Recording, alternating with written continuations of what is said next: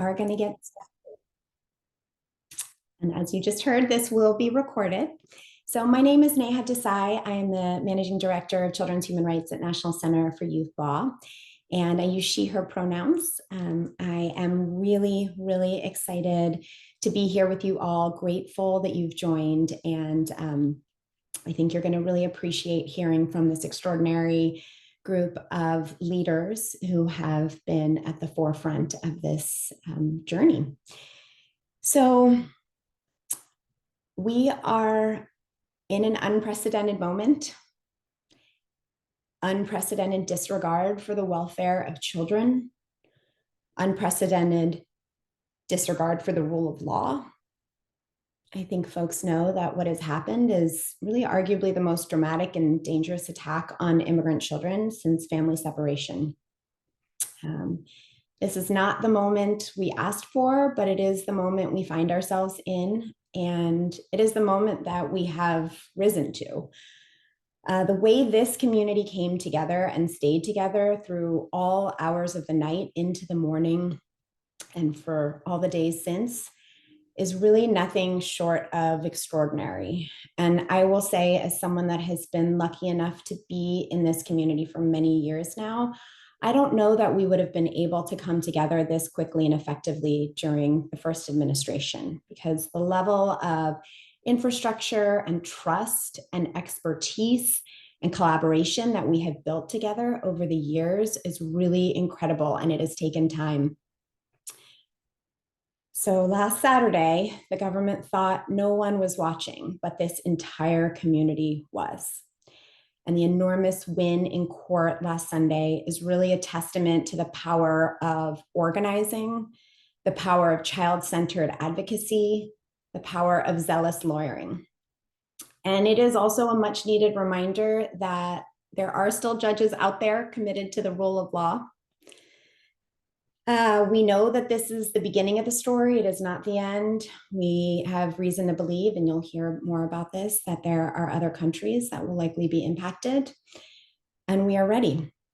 So we have an incredible panel today to share different aspects of what has happened. You're going to hear from Roxana Avila Kimpanu from the Florence Project, Juanita Cabrera Lopez from the International Mayan League, Gladys Molina from the Young Center for Immigrant Children's Rights, Shayna Aber from Acacia Center for Justice, and Heidi Altman from the National Immigration Law Center. And you're going to hear about different aspects of what has happened. You'll hear stories grounded in the voice of children. You'll get some real insight into issues around indigeneity. You'll hear what safe repatriation actually means and what it doesn't mean. And you'll learn a bit about how this enormous effort was pulled together so rapidly and effectively. And finally, you'll get an update on where things stand with the litigation. So each of our speakers are going to take about 5 minutes to speak, and then we have reserved about 10 minutes at the end for Q&A. So please feel free to put questions in the chat and we will get back to them. And with that, I'm going to turn to Roxana. So Roxana, your organization has represented literally thousands of children over the years, and you have really deep understanding of who these children are and really unique insight into what happened from their perspective last Saturday. So could you start by sharing with us the stories that you have heard and the experience that your clients have had over the past week or so?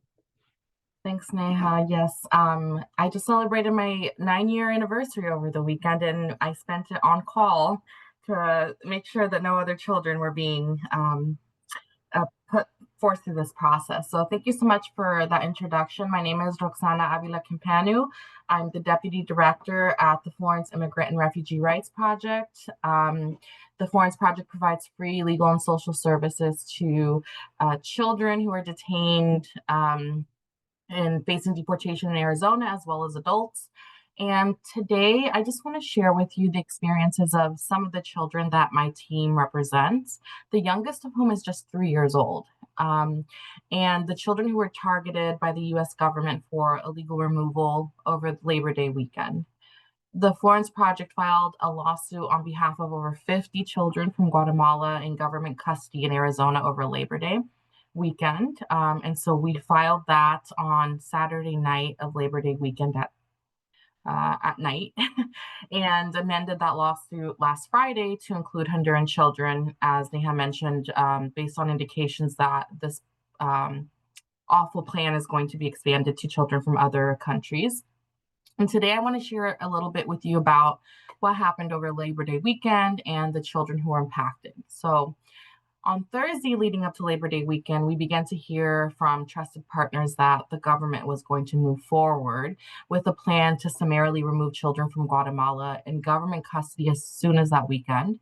And then that day, CNN also published an article that was reporting the same thing. The government left us completely in the dark about this plan, who was impacted, how decisions are made, who to contact to get more information. And so we moved forward with this plan as if every child from Guatemala in government custody in Arizona was at risk of being taken. So on Thursday night, we stayed up after work hours. We prepared a Know Your Rights presentation that was tailored to the situation and to their age. We met with every child from Guatemala in custody, and we began preparing a lawsuit to protect their rights. The children we met on Friday were terrified.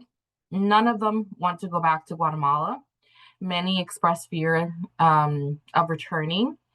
They told us that they had no one to take care of them in Guatemala. They wanted to pursue their cases in the United States. Some of them even have parents here in the United States that they want to go to. So the chaos was at all levels. On the night of August 30th, just as we had filed our own litigation, we began to get reports around 10 p.m.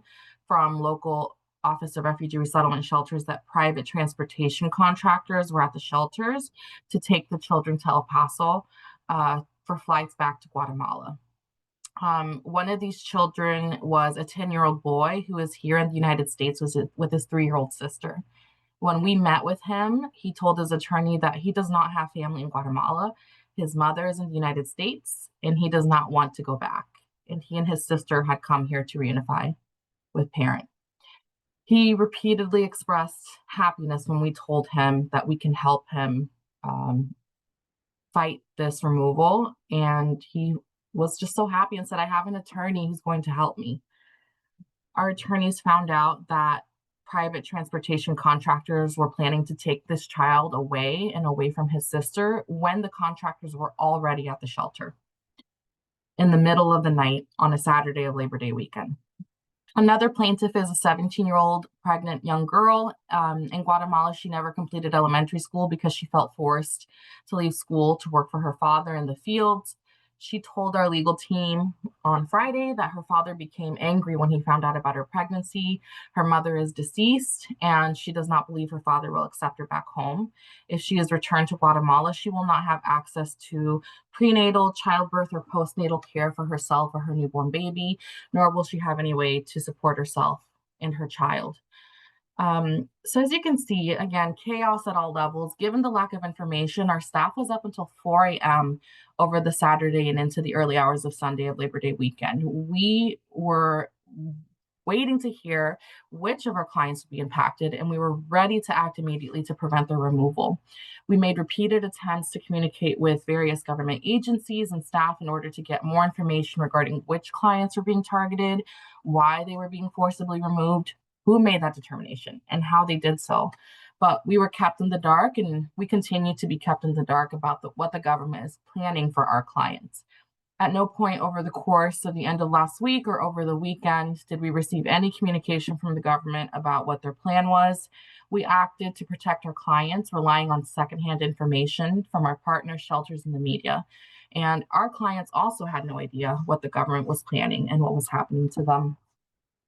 I think taking it all together, there's no doubt in my mind that this timing was not a coincidence.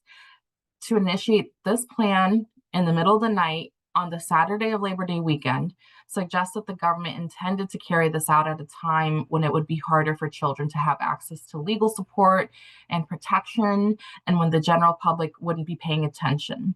And the government's refusal to confirm or even respond to our inquiries that were triggered by CNN's reporting suggested that this was a highly coordinated plan that was in place and was another intentional choice that suggests the government's desire to keep these illegal actions hidden from the children, the attorneys, and the public view. Overall, we've witnessed an escalation in the government's efforts to simultaneously target children while dismantling, impeding, and ignoring their rights under the law. And taken together, the government's actions in the dead of night, the erosion of these protections, and the dismantling of the network of advocates who have served children for decades requires our constant vigilance.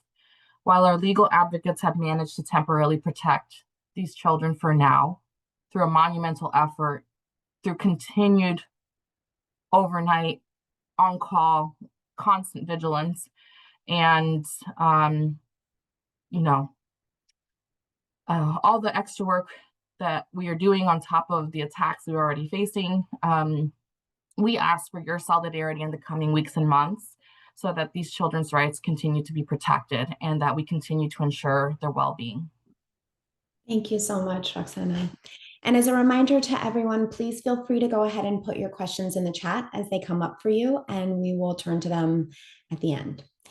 So now I'm going to turn to Juanita. Juanita, we are deeply, deeply grateful that you were able to join us today, and deeply grateful that you have been at the ready to support these efforts from the very beginning. There have been numerous media articles at this point about what happened, covering many different aspects of the story, but very little attention has been focused on the fact that many of these children are indigenous and have experienced persecution in their home country on account of their indigenous background. Could you help us understand this really critical but very much overlooked issue that is so central to this overall story?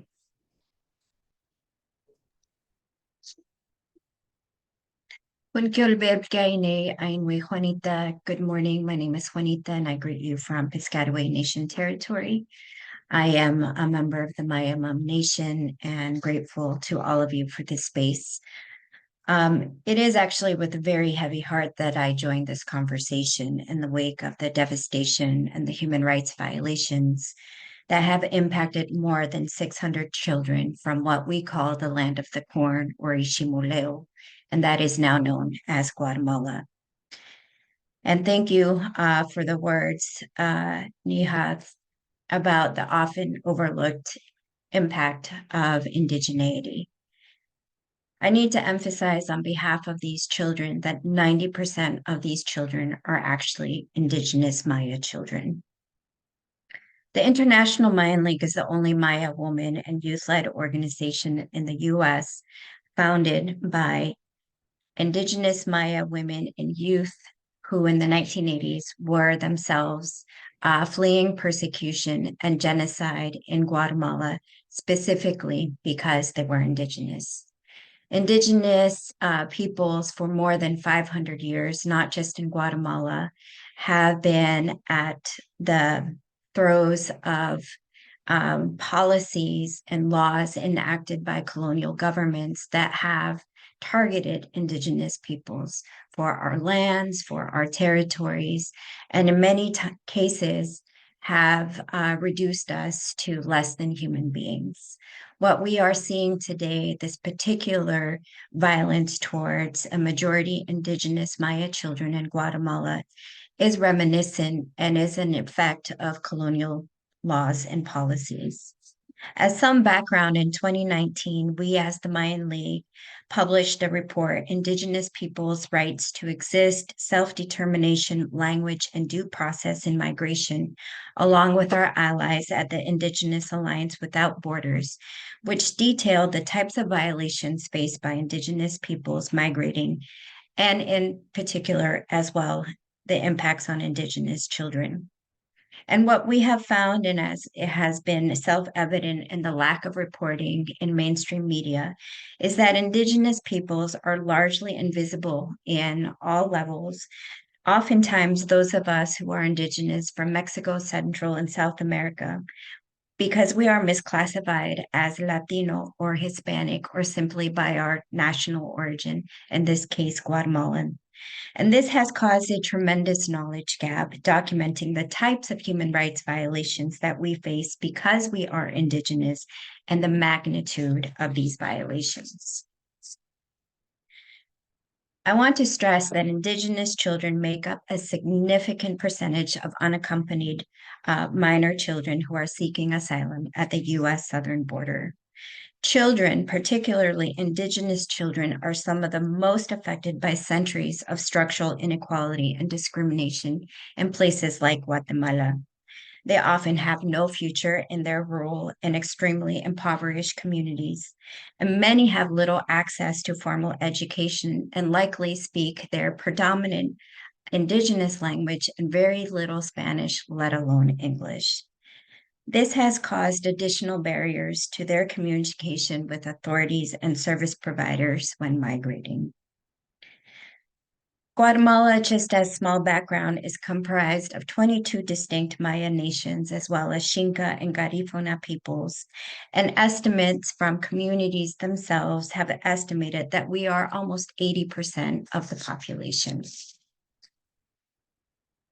We need to stress that under the U.S. government, the human rights of Indigenous peoples have been particularly hard hit. And this has not just been to Indigenous children migrating to the United States, but we must remember the Indigenous children in boarding schools and in multiple graves of our North Native relatives. The ongoing persecution of Indigenous children has been across the continent. Indigenous children have been particularly hard hit by the US government, and we cannot forget the 6 Indigenous children and youth who died at the hands of the US government and under the custody of DHS in 2018 and 2019, where justice has not been met. And has already been mentioned, the Trump administration's family separation policy particularly impacted Indigenous people and children, constituting 58% of those who were harmed were actually Indigenous, were actually from Guatemala. I'll close by saying that as we continue to fight and advocate for the families, for the children at the center of this grave human rights atrocities, we need to continue recognizing their indigeneity, their particular languages, the particular cultures and customs that they come from, to make sure that we are responding not only in a way that meets their needs, but actually respects their inherent human rights as Indigenous children. We thank you so much. Thank you, Juanita. That was deeply painful and profoundly important to hear. And I'm really grateful again for you being here today and educating us all. I'm going to turn next to Shayna Aber from the Acacia Center for Justice. Shayna, from the outside, it really seemed like this entire situation just emerged overnight. And can you tell us a little bit about how and when the government's plan came together, if you have any understanding of that, and how and when this community came together to challenge what was happening? And additionally, if you could also speak a bit to what you anticipate might happen next, that would be much appreciated. Sure. And thank you, Neha.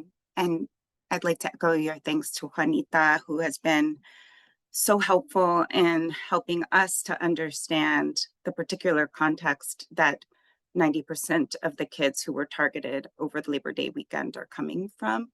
And really the particular vulnerabilities of people who speak Mayan languages and who are in our custody and now being subject to apparent interrogations by DHS while in custody.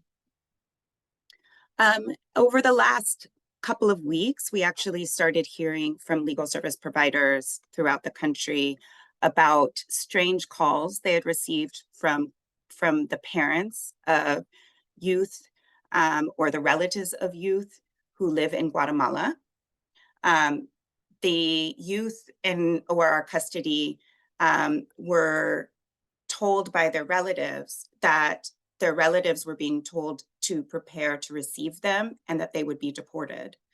This struck us as really strange, as the children in question were all mid immigration process. And so we were working with our legal service providers from that point forward, trying to get clarity on why these particular children were receiving these strange calls from their relatives.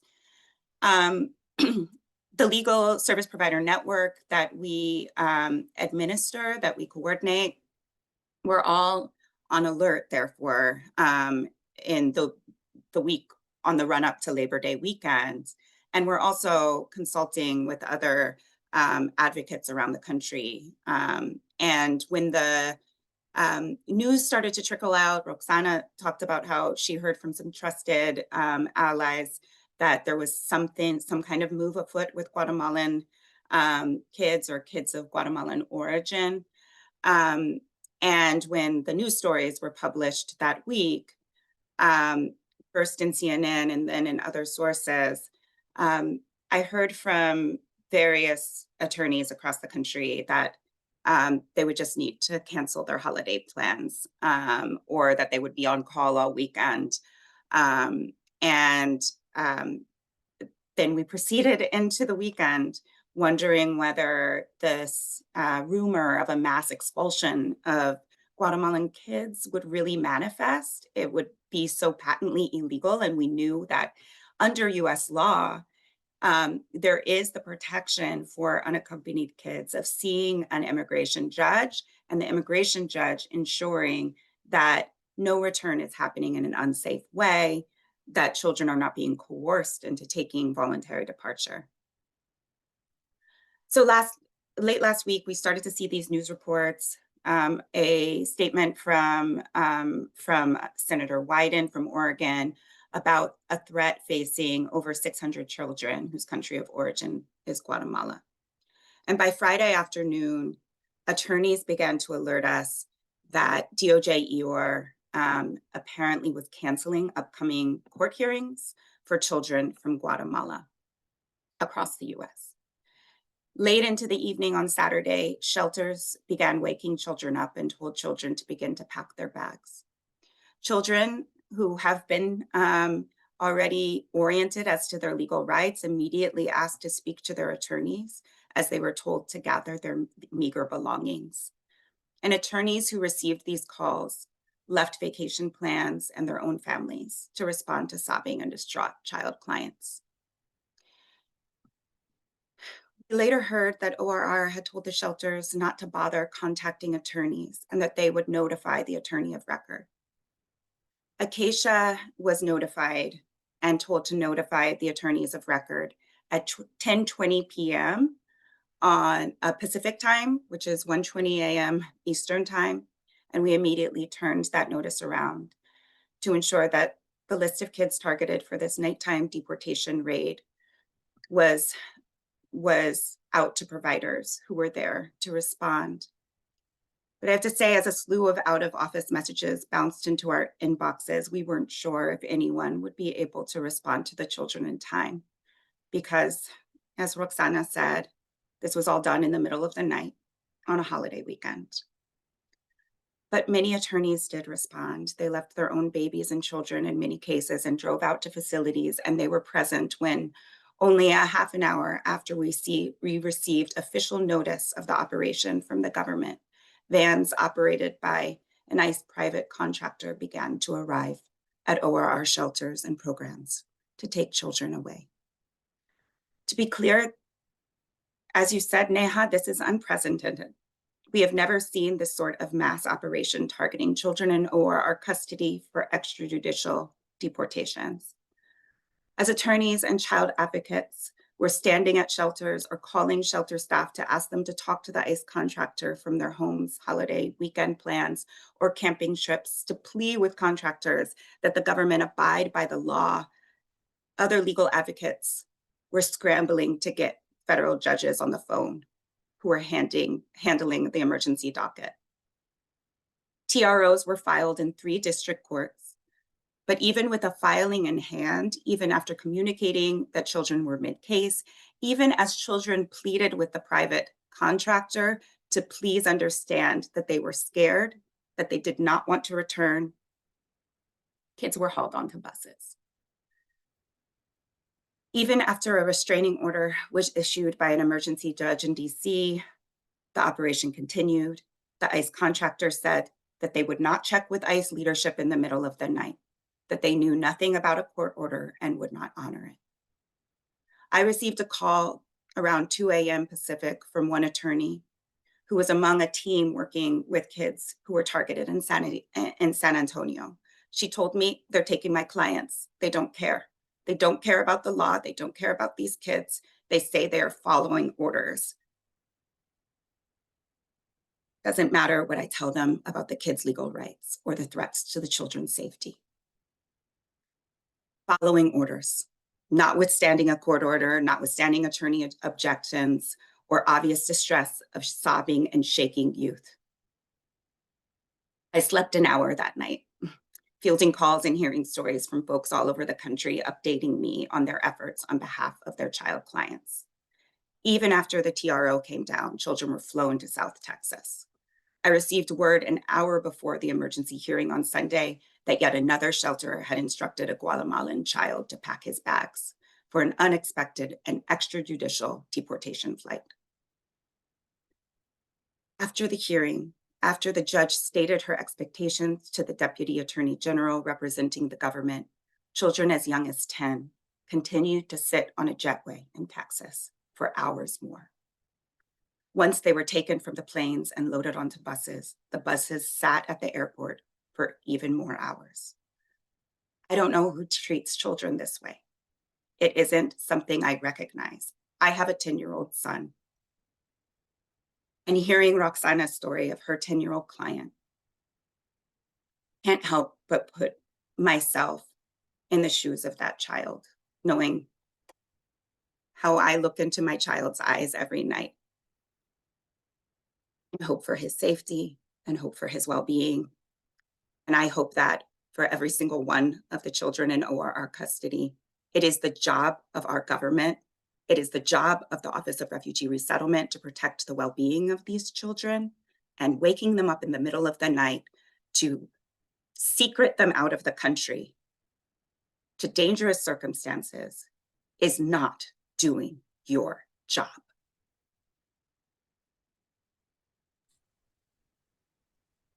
Thank you, Shayna. I don't think we could have had a more powerful encapsulation of what happened. Gladys, I'm going to turn to you next. We are seeing a tremendous amount of government spin on what happened. They're trying to convince the American public and the court that they were merely trying to return children to their families where they belong in their home countries. I know the Young Center for decades has played a really critical role in safely repatriating children to their home countries when that was in their best interest, when that is what was right and safe. Can you tell us a bit about what safe repatriation looks like and what it doesn't look like? Thank you. Thank you, Neha. Yes, as you've mentioned, Young Center, in addition to running our National Child Advocate Program for the past 20 plus years, we also have a safe repatriation team that works with our Child Advocate Program and other folks within the organization to ensure that kids who have come to a point where they wish to return, that they do so in a safe manner. And when kids are undergoing legal processes, there's a way that they can ask for voluntary departure, usually under safeguards, to be returned to their home country in a safe manner. That is not what was happening here. Contrary to the government's claims, these were not international reunifications or safe repatriations that were happening. really what we saw play out, our child advocates who were working on the ground as well, alongside attorneys responding last weekend, what we really were seeing was the involuntary and unlawful return of children, the cancellation of hearings that kids had, and that legal process whereby they can ask for safe repatriation if that's what they wish to do. What we were seeing was an operation that was happening under the cover of night and not under the cover of law. It was not an operation that was respecting international or domestic law of that we have in the books for asylum. It was really refoulement that was happening. It was really the return, the turn back of people seeking protection. In this case, kids in government custody. There is a proper way for kids to be able to return to their home countries, whether it be to their parents or some other trusted cat family caregiver in their home country. But that process for requesting that voluntary return and under safeguards is a process that is planned, that is lawful, that is dignified and is non-trauma inducing. It's not in the way, in the rush of the middle of the night, with lawyers not knowing that their clients were going to be returned, with hearings in the future being canceled without anybody knowing why that had been done.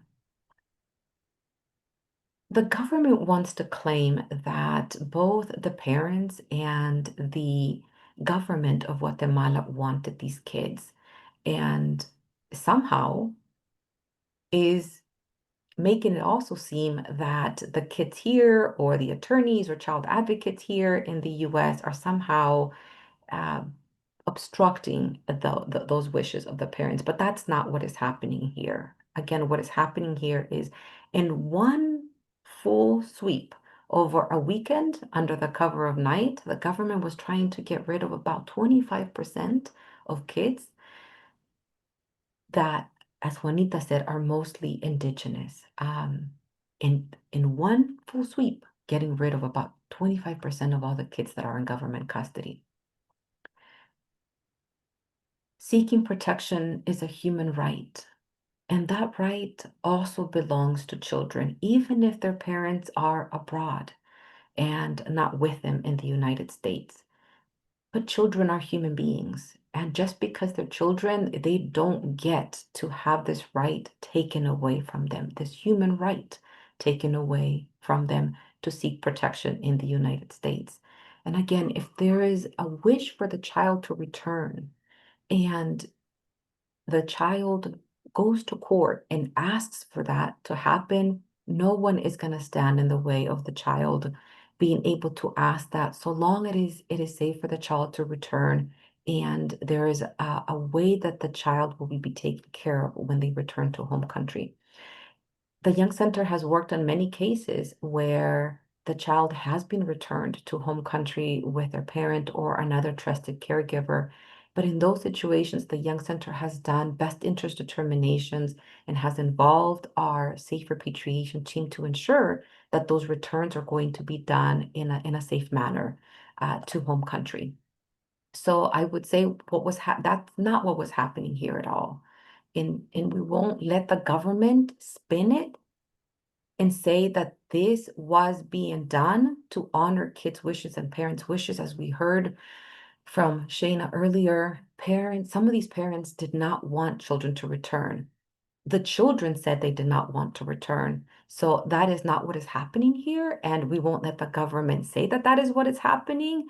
What was happening was unlawful and involuntary returns, contrary to international and domestic asylum laws.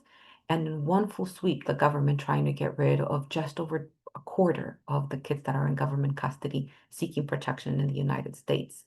And if kids want to return, there's a safe way to do it, but it's not in the middle of the night under chaotic circumstances. Thank you, Gladys. That was so clear and helpful. I feel like I've learned quite a bit about what safe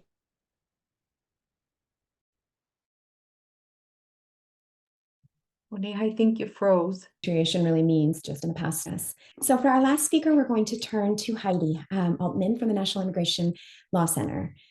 It has been an incredibly intense stretch on the litigation front, not just last weekend, but this most recent one as well, with a number of filings due today. Could you share with us the latest updates on the litigation front and also outline what you expect will happen next in the coming days, weeks, months? Thank you, Neha. It's such an honor to be here with this panel of warriors for children. My name is Heidi Altman. I use she, her pronouns. I'm at the National Immigration Law Center. Many of our team members who are litigators are hustling today to get filings in. What I'm going to do is just provide nuts and bolts of what's happening in the litigation and what to expect next. I dropped in the chat the landing page on litigation. It's called LGMLV NOM, and you can go there if you want to read any of the filings in the case. They are not quite yet uploaded yet, but will soon be, the declarations from the children and the advocates that are being filed in the case in redacted form. Basically, here's where we're at, right? There was that a very important temporary restraining order that the judge who was assigned to the case through an emergency docket that was issued the Sunday of Labor Day.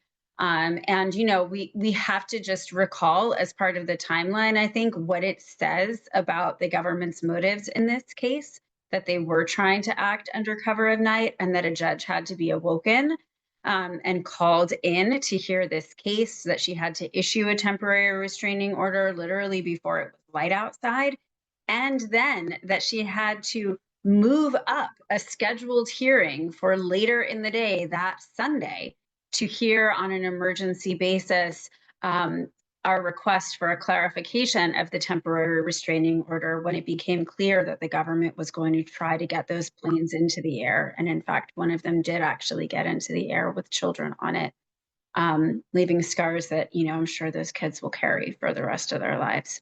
She did clarify the temporary restraining order. It remains in place right now, prohibiting the removal of all Guatemalan children who are in the custody of the Office of Refugee Resettlement, who do not have final orders of removal, right? So children who have final orders of removal and children who have received voluntary departure from an immigration judge are not included in the class. What is happening now is back and forth briefing between the litigants and on behalf of the children and the government on seeking a preliminary injunction, a more permanent version of that temporary restraining order, as well as a discussion of certification of our proposed class so that more children will be protected.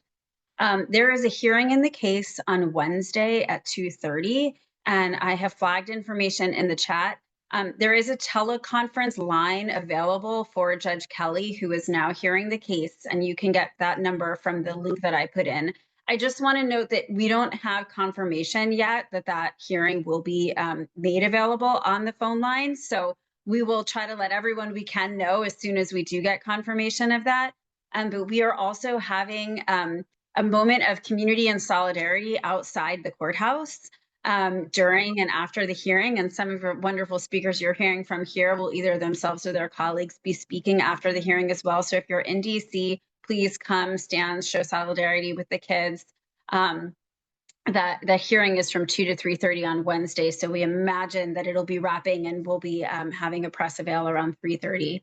The last thing I just want to say is what a tremendous privilege it is at NILC for us to be receiving the declarations from these children who are so brave as to be the ones putting evidence before the court that is making clear how gravely and atrociously the government is misrepresenting facts that are about their own welfare. It is the children who are coming forward and telling the court this, and it is the advocates on this call who are giving them, the kids, what they need to get their voices in front of the court. And it's been such a privilege to watch that. We cannot allow this government to continue to make these misrepresentations about what the law says, about what the children need, and about what their own families want for their welfare. And so we're going to continue fighting this case. And we are so grateful to this a remarkable community that has come together to support the kids and the litigation. Thank you so much, Heidi. I think there's a lot of interest in this hearing, and I'm sure there will be lots of folks listening and watching. So wishing the team the best of luck on Wednesday. All right, so we do have some time for questions, and thank you for those of you that have been going ahead and putting questions in the chat and in the Q&A. We noticed that a few of you mentioned participating in court watch efforts across the country. Shayna, I was wondering if you could share a bit about your thoughts of these efforts, court watch efforts, and how they're important to protecting children's rights in general. Sure. It has been really interesting to begin to see this kind of civic engagement picking up speed. I mean, there are some court observation projects that have been around for like some 20 years, right? Advocates for Human Rights up in Minnesota has a very long-standing court observation program. There are others that are really kind of burgeoning organically and have been able to bear witness as we're seeing activities in the courtrooms that we haven't seen before, right? Where an asylum seeker is walking into his court hearing and is grabbed by ICE on his way into the court hearing. Kids in custody are heard on detained dockets, and usually those happen these days via WebEx.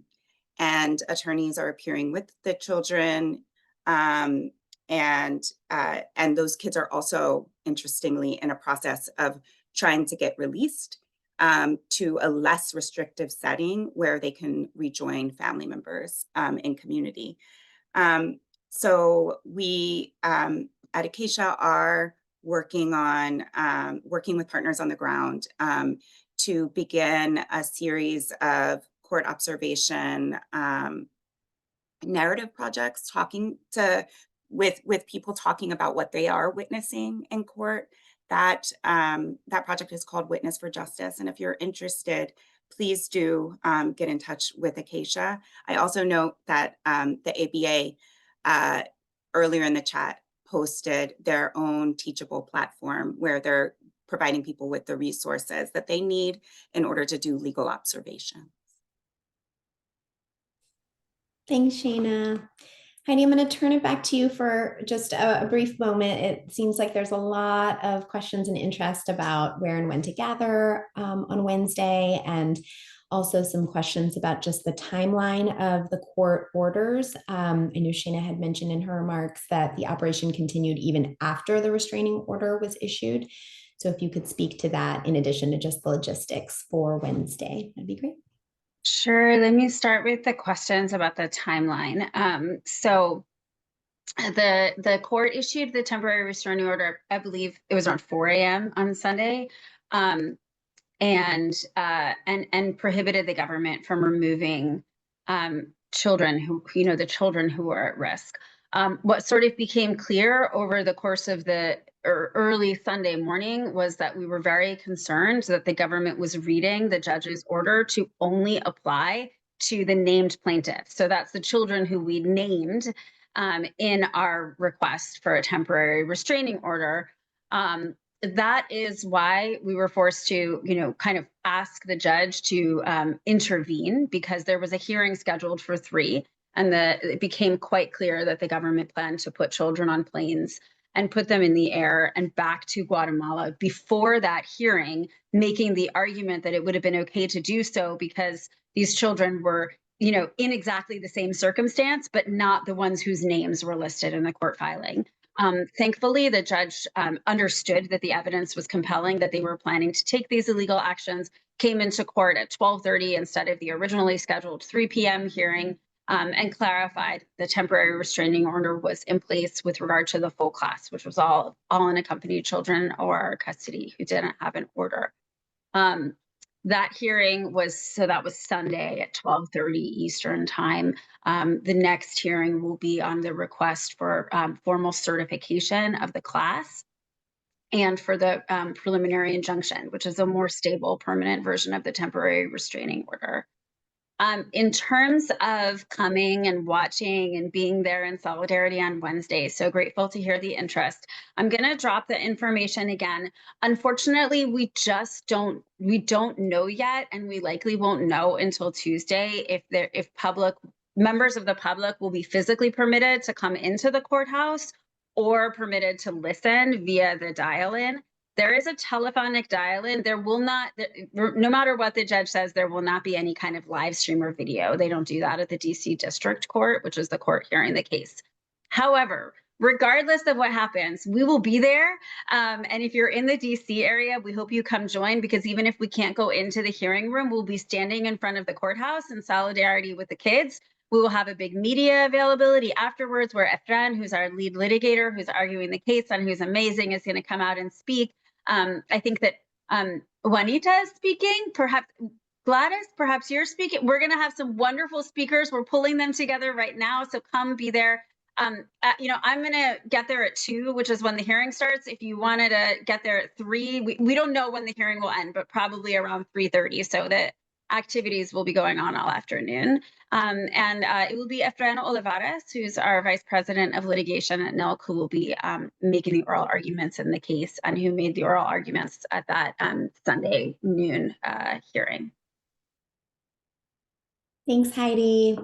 And on the question about timeline, like even after the TRO, just to give a little bit more visibility into how we knew what was happening minute to minute. So Shayna and I were both in literally minute to minute contact with a very helpful colleague in the press who was able to be there in person, bearing witness to what was occurring literally as shuttles were arriving at the airport, as doors of planes were opening, as the stairs to the plane were let down, as the stairs were let back up. So we were really able through the night to track what was happening in so many different ways, both with folks that were able to be at the airport, with incredible legal service providers and child advocates that were showing up at the shelters.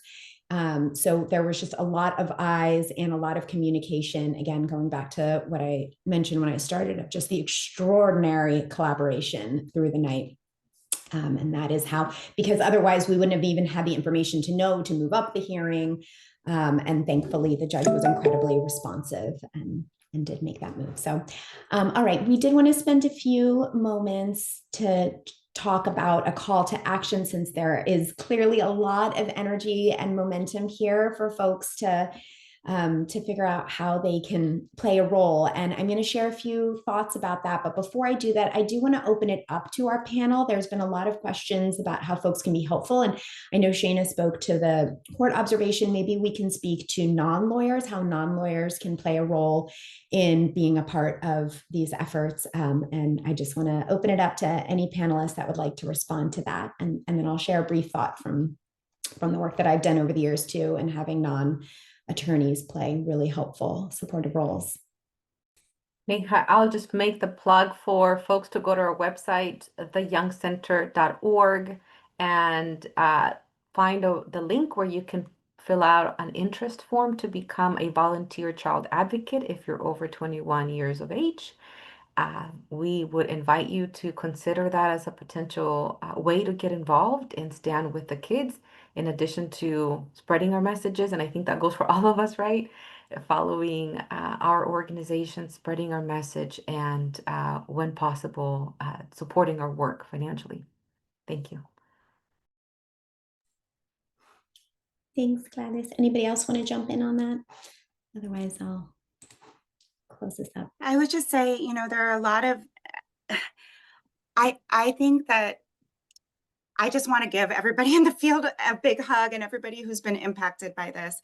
There are a lot of attorneys, child advocates, community members out there who have picked up some serious vicarious trauma from this last week of scrambling to meet kids' needs while they're seeing kids like really deteriorate and break down.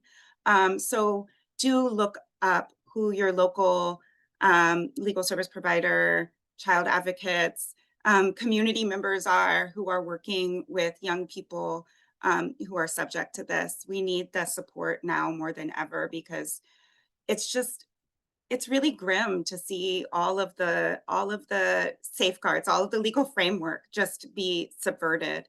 And when you're working with youth, it's really hard to like look a kid in their eyes. And one of the attorneys last week said, you know, that the youth that she was working with said that he refused to believe that he was in the US because he was told that people in the US were kind. This is not who we are. Or maybe it's a strand of who we are, but it's not the whole story.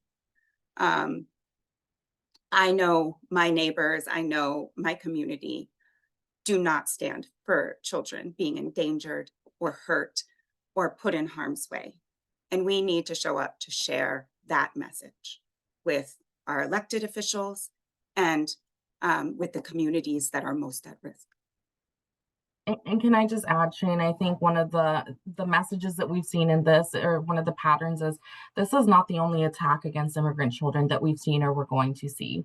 This all is a concerted effort and plan that is designed to make sure children are away from attorneys, away from watchful eyes, and are returned as quickly as possible without due process and through ignoring their rights and special vulnerabilities. And so things like slashing funding for attorneys. Imagine a world in which we were not there.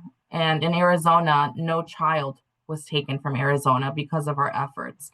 And I think that the presence of attorneys who are there to be the eyes and ears on the ground and to who are there to advocate directly for the children, but also to highlight the injustices that are happening and increasingly happening behind closed doors or out of the public eye is so important. And so, you know, things like decreasing funding, making it harder for children to go to sponsors that they have here in the United States, making laws or policies that make it harder for children to access relief to which they are entitled to. It's all a concerted plan. And so the fact that you are here today learning and listening is important. And I would say keep on learning and listening and keep on calling your lawmakers and keep on telling your neighbors, because this is not the last attack I predict is going to happen against children. Thank you. I will say quickly that, you know, during the first administration, our organization, National Center for Youth Law, which serves as counsel on Flores, representing all kids detained in federal immigration custody, we received dozens and dozens and dozens of calls and outreach from people from every sector of life, priests and retired nurses and teachers that wanted to help and support us. And we haven't really seen that level of outreach this time around. And if there is any silver lining from what has happened, I do really hope that we start to see through you all, through your friends and families that you educate after learning today what you've learned. We have used those. We have used volunteer interpreters. We have used volunteer mental health professionals that not only supported our clients, but to Shayna's point earlier, have actually supported our team after seeing how much trauma we all experience, vicarious trauma, have supported in a pro bono capacity. So there are countless ways to support, regardless of what your background is. And please take the upcoming months over holidays, or when you gather with family over Thanksgiving, please take the time to educate family members that might not be paying attention in the same way. It is time for all of us to take every opportunity we can to educate ourselves and others. So on that note, the Acacia Center for Justice has created an incredible toolkit, which will be in the chat if it is not already. And please take a look at that. There's going to be information that follows up afterwards that the Young Center will circulate via email. Please sign up with our organization so you can stay updated on what is happening. And just in these final couple moments, I really, really want to thank our co-sponsors for today's webinar, all of our extraordinary panelists. And I want to thank you all for showing up. There have been hundreds of people that signed up today and hundreds that have shown up, and that gives me hope. And I think